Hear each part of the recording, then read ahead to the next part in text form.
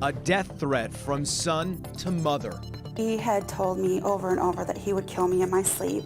Now her terror has turned to shock because of a lawsuit filed that says she and her husband might be the ones charged. It's an adoption story with a frightening twist. Now the adopted child is in a psychiatric treatment hospital. The parents not only fear for their lives, they claim in a lawsuit the state is threatening them with parental neglect. Greg and Tanya Burnett say when they got married, they knew they wanted biological children, but they also wanted to adopt a child, in their words, to make a child's life better. They knew it wouldn't be easy, but they had no idea they would fear for their lives. We saw him and we fell in love with his mannerisms, the way he was talking about playing baseball.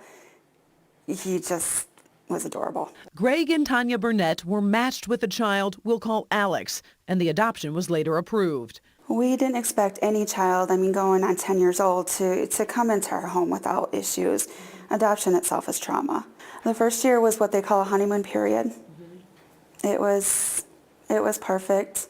It wasn't until he started to feel secure that he started to test us. If I push you down the stairs, are you going to get rid of me, or are you still going to love me? If I attack the family pet, are you going to get rid of me, or are you still going to love me? According to the Burnett's lawsuit, before Alex was adopted, he suffered horrible abuse and abandonment that manifests itself in multiple psychological disorders, including reactive attachment disorder.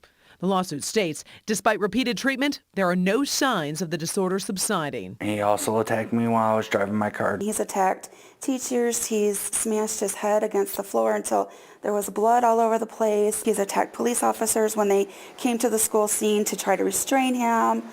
He's tried to grab their guns. He's damaged their equipment and their vehicles. The lawsuit states Alex has been admitted to numerous hospitals for violence, including attacks on hospital staff and attacks on patients.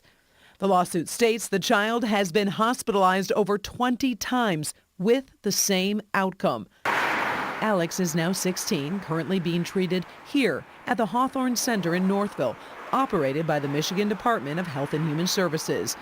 The Burnetts say they're deathly afraid of their own son. We have some detailed letters that we have found about how he will kill us in our sleep. The letter, reading in part, "I will wait to kill you. It will happen in your sleep." I think it's understandable that they'd be afraid. I don't know that he's ever gotten better or worse. He's just gotten bigger and stronger. Now the latest concern. According to the lawsuit, Hawthorne Center has stated it will release the child despite plaintiffs' repeated fears of imminent harm. The suit goes on to state Hawthorne Center has indicated if plaintiffs do not take the child back into their home, the center will report the plaintiffs for parental neglect. And the Michigan Department of Health and Human Services and Child Protective Services would pursue the charges to the fullest extent of the law. I can't have my biological children upstairs on the same level with him threatening to kill us in our sleep. The scary thing about this case is so many parents, so many people say, why didn't someone warn us? And this child was having problems before something big happens. I want to see him placed somewhere where he can get the daily help and therapy that he needs, because eventually he's going to turn 18 and he's going to be released to the streets, and I fear for his future. I fear for us around him. I fear for him. And the Burnetts tell me they want to keep their parental rights. They say they know none of this is Alex's fault. They're just fighting to get the care that he needs. I did contact the Michigan Department of Health and Human Services named in the lawsuit. They would not comment on the pending litigation. So are they going to be forced to take him back in their home?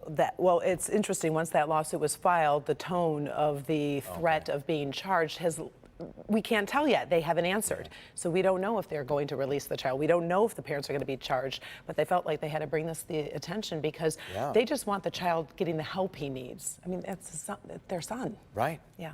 What a nightmare. We'll stay on top of it.